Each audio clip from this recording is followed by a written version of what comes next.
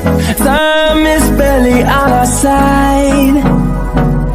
I don't wanna wait. এই মুহূর্তে আপনারা দেখছেন স্পেশাল স্পোর্টস চ্যানেল। নমস্কার, স্পেশাল স্পোর্টস চ্যানেলে আপনাদের আরও একবার স্বাগত জানাই। আজকের এই ভিডিওতে আমরা কিন্তু বেশ কিছু ট্রান্সফার আপডেট নিয়ে এসেছি আপনাদের জন্য।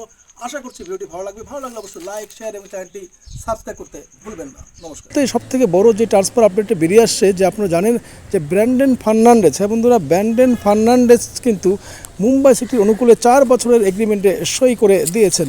পাশাপাশি এই মুহূর্তে আর একটা বড় আপডেট বেরিয়ে আসছে হুগো বোমাসকে নিয়ে। হুগো বোমাসকে কিন্তু চাইছে ওড়িশা এফসি, তাকে কিন্তু কম করে 2 থেকে 3 বছরের এগ্রিমেন্টে সই করাতে বদ্ধপরিকর এই ওড়িশা এফসি বলে আমরা জানতে পারছি। এবার আসবো ইস্টবেঙ্গলের খবর নিয়ে। ইস্টবেঙ্গল কিন্তু এই মুহূর্তে একটা বড় ট্রান্সফার আপডেট বেরিয়ে আসছে ইস্টবেঙ্গলকে কেন্দ্র করে। আপনারা সকলেই জানেন যে ইস্টবেঙ্গল এই মুহূর্তে কেরালা ব্লাস্টারের তারকা গোল মেশিন, বলতে গেলে আইএসএলের এবছর 2023-এর সর্বোচ্চ গোলদাতা ডায়ামান্টাকাসকে তারা কিন্তু সই করাতে মরিয়া হয়ে উঠেছিল এবং শেষ পর্যন্ত কিন্তু তাকে একটা হিউজ টাকার অফারে, যা শোনা যাচ্ছে বার্ষিক 4 কোটি টাকা দিয়ে ইস্টবেঙ্গল কিন্তু 2 বছরের চুক্তিতে ডায়ামান্টাকাসকে সই করে ফেলেছে। খবর রয়েছে শুধুমাত্র সইটাই বাকি রয়েছে, মানে তারা এগ্রিমেন্ট কিন্তু করে ফেলেছে, প্রি কন্ট্রাক্ট যাকে বলে, এবং খুব শীঘ্রই সম্ভবত আজকালের মধ্যেই কিন্তু এই ডায়ামান্টাকাস ইস্টবেঙ্গলের অনুকূলে সই করে দিতে চলেছেন। তার যে মেডিকেল টেস্ট সেটা কিন্তু হয়ে গেছে, যা শোনা যাচ্ছে তিনি কিন্তু মেডিকেল টেস্টে উত্তীর্ণ হয়ে গেছেন এবং তাকে কিন্তু 2-1 দিনের মধ্যেই সই করে অফিসিয়ালিভাবে ইস্টবেঙ্গলের পক্ষ থেকে তার নাম কিন্তু ঘোষণা করা হবে বলে আমরা জানতে পারছি। পাশাপাশি ইস্টবেঙ্গল এর আগেই বলেছিল, ইস্টবেঙ্গলের শীর্ষকর্তা দেবব্রত সরকার, তিনি কিন্তু কয়েকদিন আগেই এক সাক্ষাৎকারে জানিয়েছেন যে ইস্টবেঙ্গল কিন্তু এবছর 2 থেকে 3 জন ট্রান্সফার মানি দিয়ে ভারতীয় জাতীয় দলের ফুটবলকে নিতে চাইছে।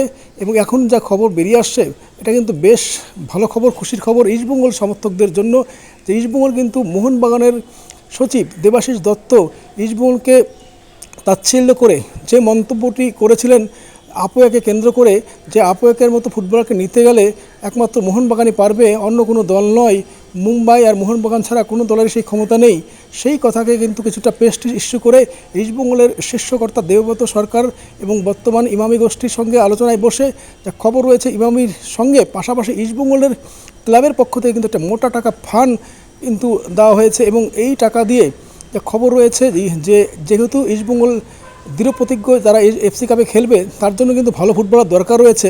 আর ভারতীয় ফুটবলে আপুয়া কিন্তু একটা বড় নাম এবং এই মুহূর্তে ভারতীয় মিডফিল্ডারদের মধ্যে তিনি কিন্তু অন্যতম সেরা মিডফিল্ডার। ফলে আপুয়াকে পাওয়ার ব্যাপারে ইস্টবেঙ্গল কিন্তু এই মুহূর্তে নতুন করে কিন্তু প্রস্তাব পাঠিয়েছে মুম্বাই সিটিকে।